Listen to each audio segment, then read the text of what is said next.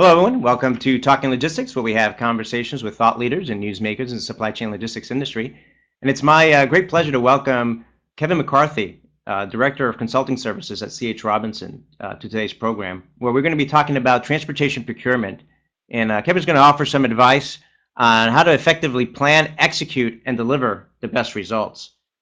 Before we kind of get started with the conversation, I just want to remind all of you that one of our main goals here at Talking Logistics is to give you, the audience, the opportunity to really engage with our guests and ask them questions. So here's your chance to really engage with Kevin and pick his brain around transportation procurement, particularly if this is something that you're thinking about doing in the days or weeks ahead.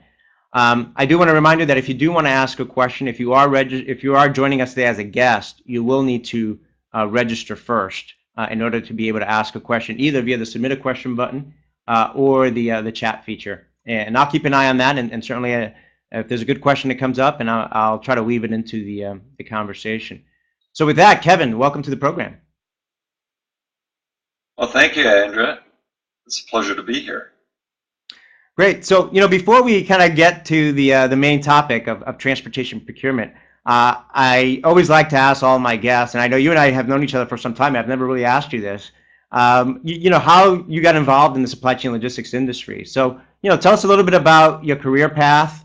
Kind of how you got involved in the industry, and kind of what your current role is today at C.H. Robinson. Okay. Well, I really had an interesting career path. I like most people that ended up in logistics, probably didn't choose it. I was going to graduate school, and while I was in graduate school, I was actually an assistant, teaching assistant for a couple of different transportation professors.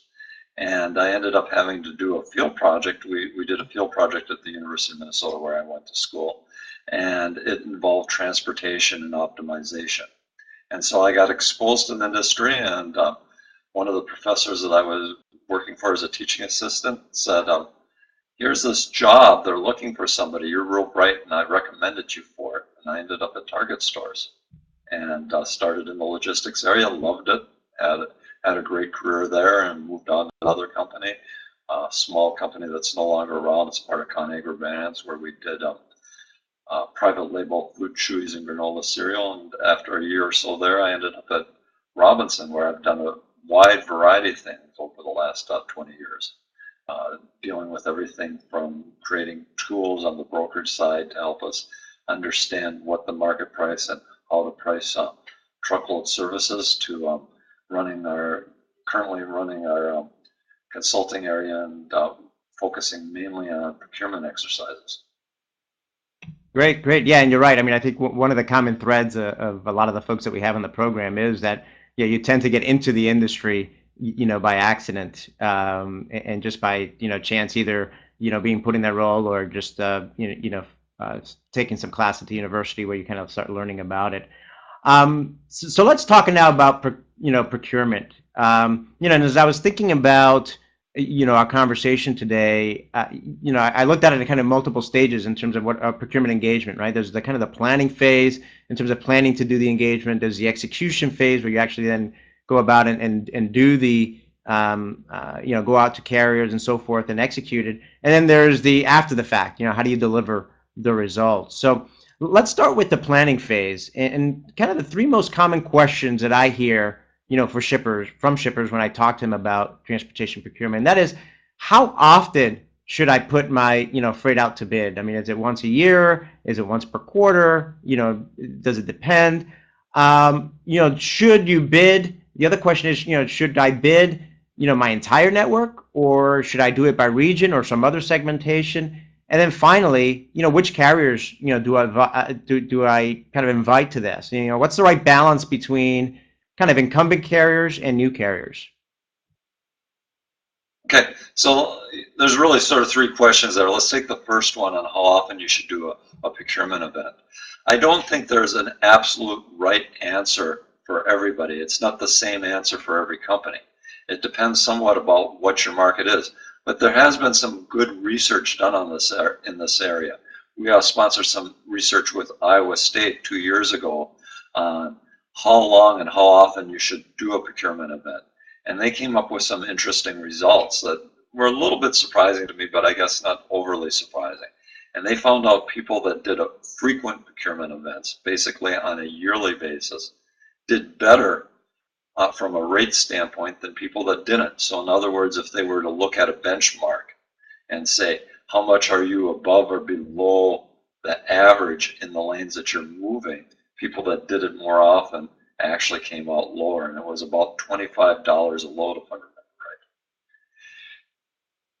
So some people say, why not do it more often? Why don't you do it all the time? Because my network's changing all the time. And there's probably a downside to doing that. And it's not just a downside from a rate standpoint, there's a downside from all the other things you need from transportation, all the relationship things you need, all the things that you're looking for from a quality standpoint, like on timeness, and anything that you're going to be doing from a connectivity point of view from your carriers. So I'm not a believer in doing it, say quarterly or twice a year, or even being in the spot market. And there is some good research that shows in the spot market, people tend to pay more for their transportation.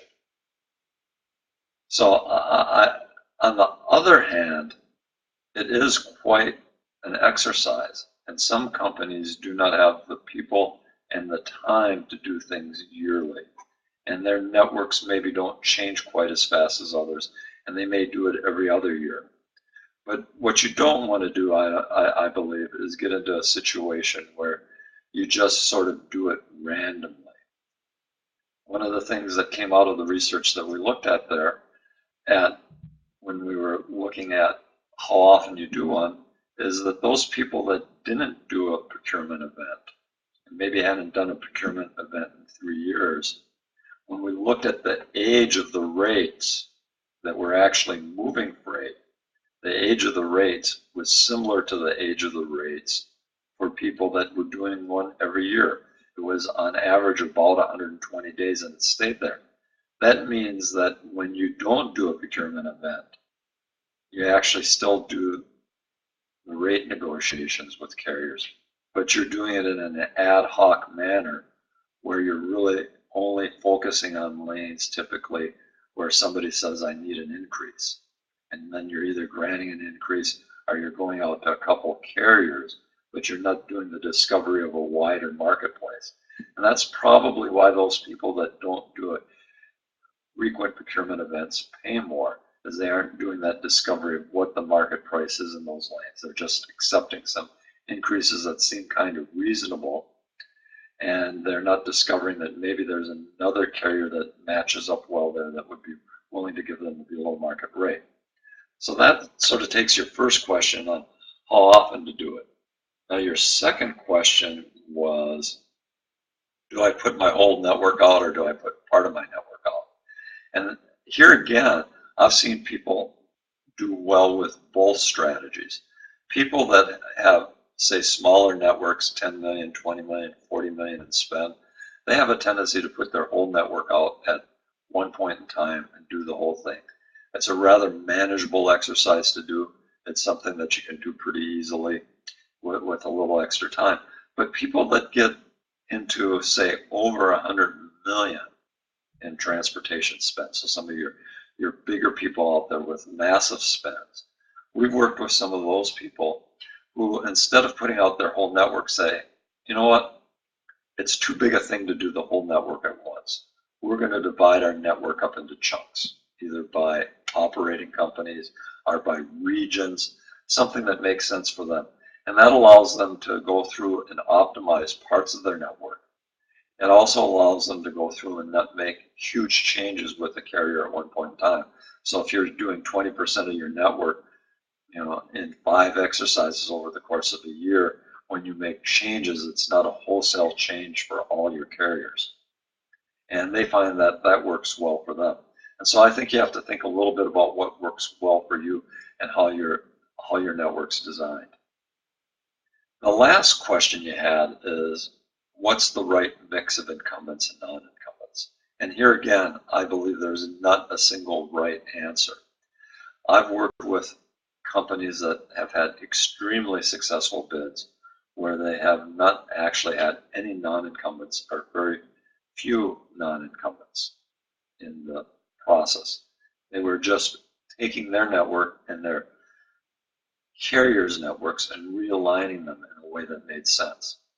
I've had other people that, when they went through and they looked at benchmarking tools and who haven't, say, done procurement events in the past on a regular basis, and they're maybe 10% above the market when they decide to do their first one, go out and have 30 or 40% of their network be new carriers, and invite a lot of non-incumbents to it. Those events, while they can bring some savings to the table, more significant savings, you have to be ready on the back end to manage change, because not all that change is going to work out. So it's really a matter of risk and reward, and you have to think about it and measure it.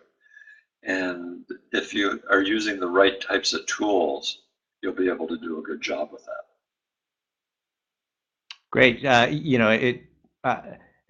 a lot of things in supply chain logistics, I think the right answer is it depends, right? And to the specifics of the company and their network and the nature of their freight, so on and so forth.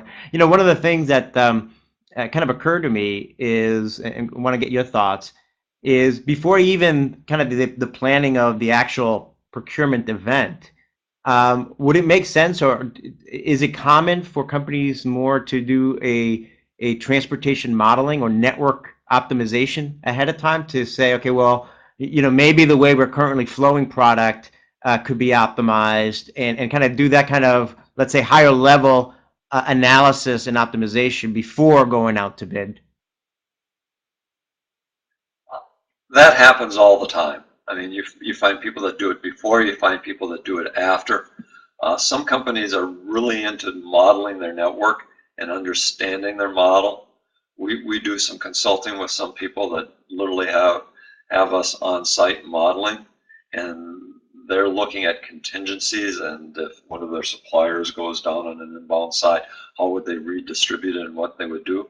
We have other people that only do modeling of their network, say when they do an acquisition or when they're thinking about adding a distribution center. So again, it depends on how dynamic and how changing your network is. If you're adding new production, new models, and things are changing quite quickly, it's important to think about that. It's also important to think about what you're actually putting out to bid on the front end. If you're just taking your history and not scrubbing it, you're probably bidding out lanes that are no longer in your network. And that makes you look kind of silly, to be polite about it, to the carrier community. And on the other hand, if you're not thinking about changes in your network and where you're adding and having growth, you're going to underestimate what you need, and you're not going to line up the right amount of capacity. So it's very important to take a look at your network on the front end, and not only take a look at your network from what's happening and changing in capacity, but also understanding your network, not just from a standpoint of what you've paid historically, sort of a baseline, but also using benchmarking tools to understand where you are versus the wider market. If you're currently 5% under the marketplace and your freight is basically average, you're doing quite well. And to expect to get another 5% under the market is probably not realistic. On the other hand, if you're, say, a paper shipper who has nice, good freight, it's easy on, easy off, it's consistent, it's high volume, it's not particularly big from a claim standpoint, and you're above market, you should be able to do something to move yourself below market. And so it's important to be looking at both of those sort of features of where you are versus the wider marketplace and where you are versus where you were historically on the front end. Great points. So let's move on now to kind of the execution, phase. And I guess the first question is, how do you determine whether you should do the work yourself, the procurement engagement yourself, or work with a third party? What are some of the factors that you should consider? And do you do a single round, multiple rounds? What are the kind of different strategies out there? What are the again, what are the pros and cons of each, or what are the factors to consider in terms of determining how to do that? And finally, you talked about, tools. How can technology help in this area, and what kind of features and functions or capabilities should you look for in a solution? Okay, so on the front end, deciding whether or not to use somebody to help you out, I really think that's involved with the tools that are available, because in many cases they come hand in hand. When it comes to running a procurement event on the truckload side, I think it's imperative that you're using some sort of constraint-based bidding tool. Constraint-based bidding tools, to make it simple, is really the ability to put constraints on a lane, and not just on a lane, because many people do that with a spreadsheet, quite honestly. They say, okay, carrier A, how many loads can you handle in this lane? And carriers are pretty good about telling you what they can do there, maybe a little over optimistic. But where they fall into problems is that's not the only way you need to constrain a carrier. You might have 20 lanes out of Atlanta that a carrier will bid on, and they like all those lanes. They're in their wheelhouse. But the reality is, if you award them all 20 lanes, they have nowhere near the capacity to handle them. And they're not going to bid on just one or two lanes, because that's going to hurt them from the ability to actually win freight. They're going to bid on it all and hope that they get awarded something that they can actually handle. If they get awarded too much, then they're going to talk to you about what to give back. That's where a constraint-based bidding tool that allows you to constrain on multiple levels, not just on the lane level, but at the site level and the total volume level, and maybe on service or something else that you want to use, comes in handy. Not only will allow you to do those proper constraints on the front end, it allows you to quickly look at different scenarios on the back end. So that's one thing, is picking the right kind of software. And you don't have to be a huge shipper.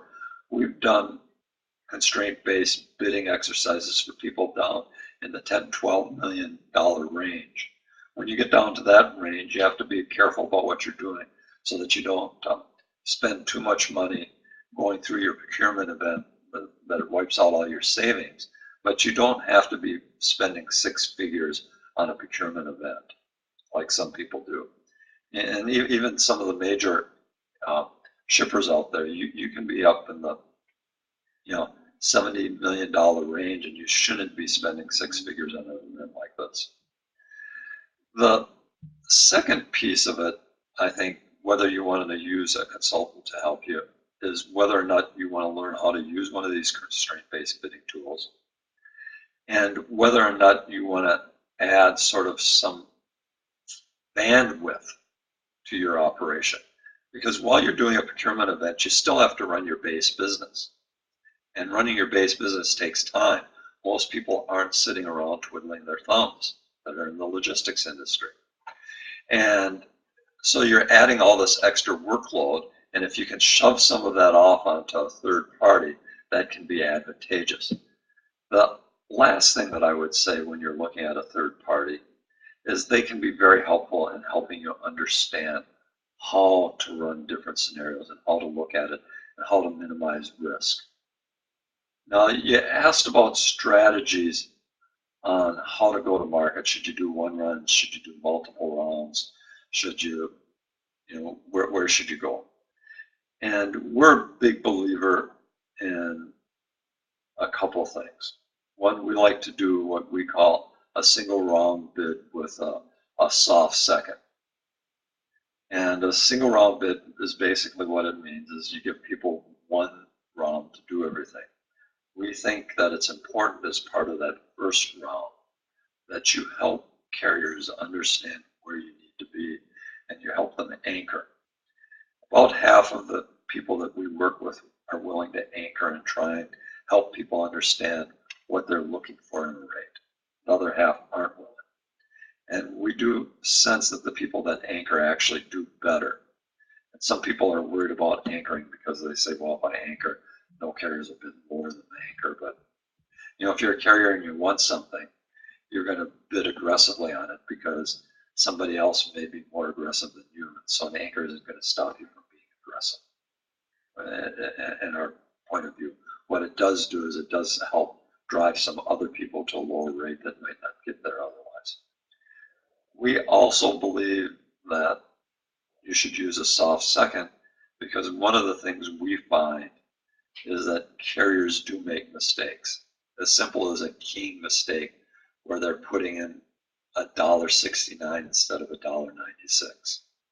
And, and it looks like, that rate might be viable and you're tempted to use it. It's better off to try and get rid of those outliers right up front.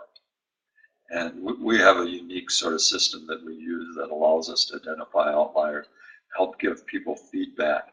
The soft second round is really about correcting mistakes, not about trying to shift rates to the left.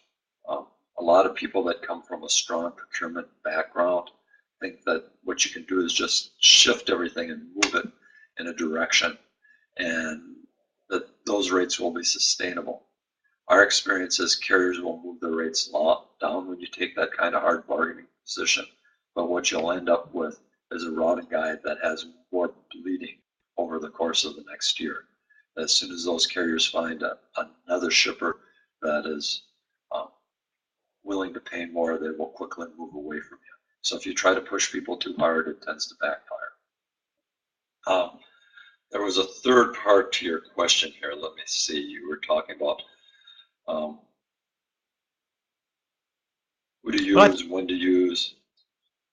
Yeah, I think you answered the pieces. I mean, I asked about, how do you decide whether to use a third party or do it yourself, and the role of technology and the strategies there. As you were talking, I kind of thought of another question, which was, one of the things that I know is a bit challenging sometimes, particularly for the carriers, is kind of one of the trends that's been going on over the past years, where, more and more of their quote unquote procurement organization that are more used to procuring, paper clips and kind of office goods and perhaps, manufacturing materials, so on and so forth, are taking the lead on, transportation procurement. And transportation procurement is kind of a different, type of relationship, different type of process than you would, procuring other things. What's been your experience or your thought on that in terms of the role of, a company's, central, procurement organization that may be outside of transportation, kind of taking the lead or being involved with that? What's been your experience, your thoughts on that? It can be both good and bad. I've seen situations where it works out really well, and I've seen situations where it doesn't work out very well. Typically, in the situation where it doesn't work out really well, they're using some sort of reverse auction tool, and they don't do a very good job of explaining what they're looking for. I tell people, and I talk to a lot of people that come from a procurement background, and they're like, well, why should we use you as a consultant? How do we get there? And I tell them there's a couple things that you need to understand about this marketplace. The first thing you need to understand, and this is the first thing you should tell procurement people if you're on the transportation side and you have somebody from procurement coming in, is you should explain to them how unique the contract is. And the procurement people are typically, what's unique? I mean, the contract's a contract. And you have to explain to them that this is a contract where you as a shipper don't guarantee that you're ever going to buy anything. And as a carrier, you're never guaranteeing that you're ever going to actually move anything. You're just agreeing on the rate if you decide to match up. And because of that, and because of the fact that you're dealing in a market that has thousands and thousands, if not hundreds of thousands of carriers and hundreds of thousands of shippers, and the market sets the rate, not somebody else. There aren't economies of size. You don't get a better rate because you're buying $100 million worth of transportation. You do get a better rate if you're doing a lot of volume in a single lane, and if you make that volume easy to manage and easy to work with, and it's not spiky in its demand. And so those things are things that procurement people usually don't understand until you educate them. They're smart people, and if you educate them, they usually pick it up pretty quickly.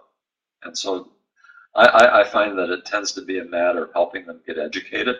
Many of them are used to using tools that manage their spend. They don't understand that on the transportation side, people have this thing called the TMS system that allows you to measure and understand what carriers are doing, and that if you use it well, that it gives you the feedback that you need to manage the process after the fact. Great points and great advice. Yeah, I've got a few more questions, but I just want to remind the audience that if you do have a question for Kevin, either something that we haven't talked about yet or something that Kevin's already mentioned, just a reminder to go ahead and submit those questions via the submit a question button or via the live chat, and I'll take a look at it. And you do have to register if you're attending as a guest. So let's talk about now, about delivering the results. I mean, I think one of the things that I think a lot of companies fail to realize, in addition to procurement folks not understand, some of them might not understanding that transportation agreements are different than other types of agreements, is that the output of a transportation engagement is really planned savings, not not actual savings. At the end of the day, you have to kind of execute, right? And there are a lot of factors that can erode those savings or even make them disappear at the end of the day. So in your experience, what are some of those key factors that that lead to this kind of savings erosion or realized savings, and what can shippers do, let's say up front or after the fact, to make sure that they capture as much, if not all, of those planned savings? Yeah, there are a bunch of things, and so there are some that are easy to handle, and there are some that are more difficult to handle. The first one, and this is one that people don't like to hear about, is when they're planning savings and they're basing it on things that are too good to be true. They're probably too good to be true. So if you have a carrier that's telling you that they can do it at $1.63 a mile, and the next carrier is bidding at $1.90, and you have a cluster of people between $1.90 and $1.95, it's probably too good to be true. And you should challenge that, and you should think about that on the front end. And if you do, you're probably going to put together a procurement event that is more realistic. We do find people that have a problem with that, quite honestly. And when you make that kind of mistake, it actually compounds itself, because once you finish your procurement event and put it together, you've made choices. You announce it to carriers, and those carriers go off and they go try to find other business. So when your routing guide starts to fail, it fails miserably, and you can't usually go to your second or third person in that routing guide. They found somebody else to do business with by the time you get to them. The next thing that we find is people tend to say and overcommit to carriers. God, this carrier has great rates. I want to use them everywhere. And they're not realistic about how much that carrier can actually do with them and how much freight they can actually give that carrier.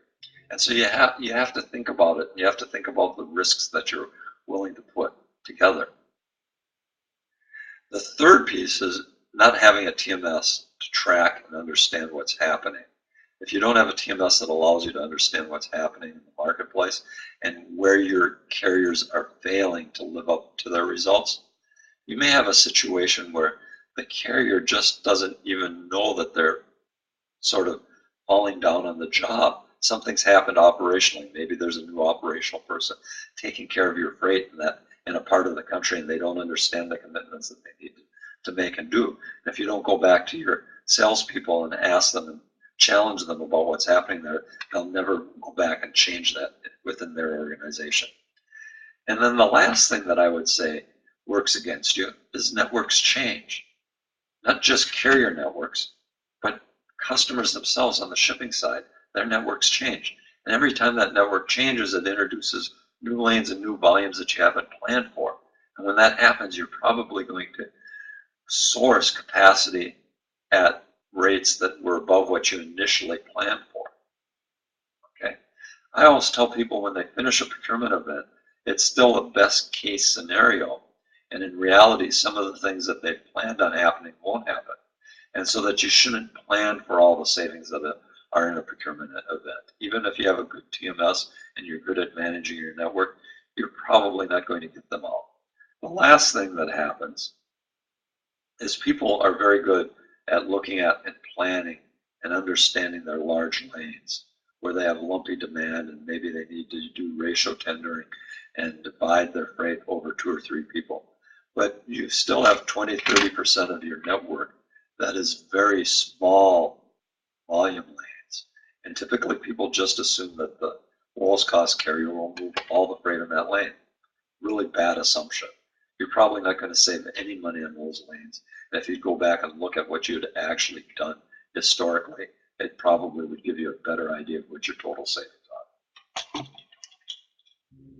Great points. I mean, I think one of the things I find also, you mentioned TMS, and obviously that's like a critical piece of the puzzle in terms of being able to execute efficiently and effectively. But it's also the recognition that a TMS is kind of a living, breathing, solution, to the fact that your network's changing, your customers' networks are changing, your carriers' networks are changing, so on and so forth. You've got to keep that TMS tuned up to make sure that the constraints and the routing guide and so forth are continue to reflect your operating reality. I think that's where a lot of companies also fall short, because they don't kind of maintain that TMS on an ongoing basis. Let me ask you a question now. You kind of talked about some of the research that you've sponsored and you've worked with various universities on kind of looking at transportation procurement and really a variety of different transportation topics with some of these academics and universities. And obviously you've had the opportunity to work with many customers in your role. What have been some of the most surprising findings from the research or from just your experience in working with clients that might be, let's say, a little bit counterintuitive or just generally surprising that you wouldn't think of? I think the biggest surprise for me actually has been how little research has been done in many areas in transportation. I'll give you an example of one thing that I found very interesting. One of the first projects we sponsored at MIT was one concerning lead time and whether or not, if you gave carriers more lead time from when you tendered to when they needed to pick up a shipment, whether or not you'd actually save money. And it hadn't been researched at all, but yet we know exactly when to buy a scalp ticket at a sporting event. There were thousands of papers literally on it, and they know the exact time. It's actually when the Star Spangled Banner is playing will get you your best price. Well, what we found out was that if you do give people more lead time, you actually get better rates, not because the rates change, but because you have less routing guide bleed. You don't go through your routing guide as far. You get more acceptance by your number one carrier, and you don't go as far down. And it was significant. It was about $15 in an average market, and it doubled in a market that was higher. But we see doing research for multiple sort of reasons as a company, quite honestly. One is to learn things like this lead time, or to learn like we did with the stale rates research, where we were looking to see if you needed to do procurement events more often, would you save money? That we can bring something back to the wider community of shippers out there and try and advance things so that not just shippers, but also carriers and other service providers can do a better job. We also believe that it's important to help students and help people gain an understanding of what this marketplace is and gain experience doing it. And, not all of our white papers, or I should say not all of our research has turned out to work out well. We've had projects that the research, what we found out was that we didn't know what we thought we knew. We did one last year where the year before at MIT, the folks over at Niagara Bottling had done some great research and found out in their network and certain parts of it, between about 100 and 250 miles, they had more variability in rates than other pieces. And we were wondering if that would work across a lot of locations and a lot of shippers, because if it did, then you should change your procurement strategy to focus on those areas, because that's probably where you could save more money by getting rid of that variability. What we found out when we looked at a wider marketplace was it didn't hold up. Okay, so now we know something. Now we know a place where we don't have to focus and we don't have to work harder. But there are all kinds of things out there that you can research, and people should be researching them instead of assuming that they know or what they think you know. Before we did this stuff on lead time, uh, I did a survey of about 15 people that were in the industry, been in the industry a long time, and they were about evenly split between saving money and losing money, are having no difference by increasing the normal lead time. And they were people were pleasantly surprised that we could find an actual correlation.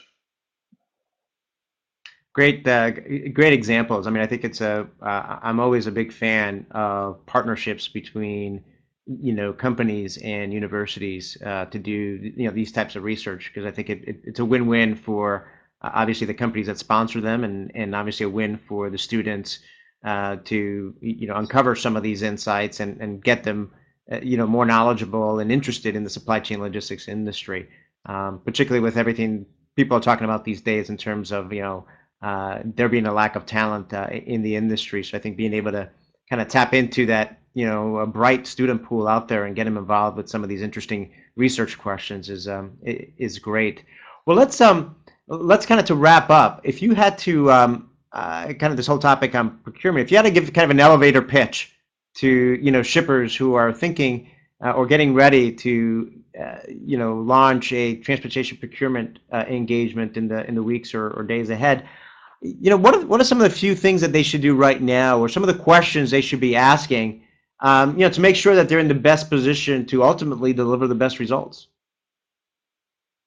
I always tell people there's three parts to a good procurement event. There's having a good TMS so that you can manage it after the fact. There's having an ability to benchmark so you understand where you are to the wider marketplace, and then using a constraint-based bidding tool and using it appropriately. The last piece I would tell people is really part of the setup. And this is one that for some people is somewhat counterintuitive. And that is, you need to do a good job of painting to carriers what your freight looks like and what it's like.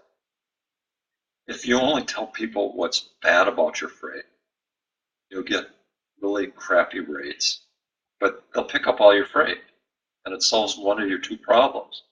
If you only tell people what's good about your freight, you'll get great rates, but nobody will pick it up. They're paper rates. You need to help them understand exactly what's happening with your freight. And if you do a good job of that, you'll actually get rates that are appropriate for you and will move freight. And so it's really doing all these pieces at one time that gets you a good procurement event. If you leave any one of them out, you'll do okay. You'll do better than if you did nothing, but you won't do as well as you can. Great advice. Well, let's kind of wrap up. Let's shift gears completely, and I'll ask you a question that I like to ask all of my guests, especially experienced executives such as yourself, and that is, what advice would you give to students or young professionals that are either looking to get into this industry or just getting started in this industry, in order to help them pave a successful career, and kind of help them kind of make positive contributions to the industry? Well, I would give them the same advice I give my daughter, who happens to be graduating this year and is in the supply chain field. And that would be number one, to network. Go out and meet people, talk to people. And whether it's going to your local CSCMP roundtable, whether it's joining a supply chain or logistics club at your university, go out and meet people.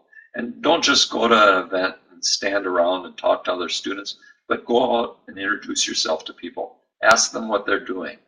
Make them feel good about themselves, and they'll start to tell you about things that are happening in the industry. Read. Just read and read and read. There are lots of things out there that you can read. It's not just the stuff that you can find in different publications. There's a whole bunch of stuff out on the web. Put up a LinkedIn site and start joining and see what other people put out there that are in the industry. These are all things that you can do that are very easy to do, that will start to create a network for you.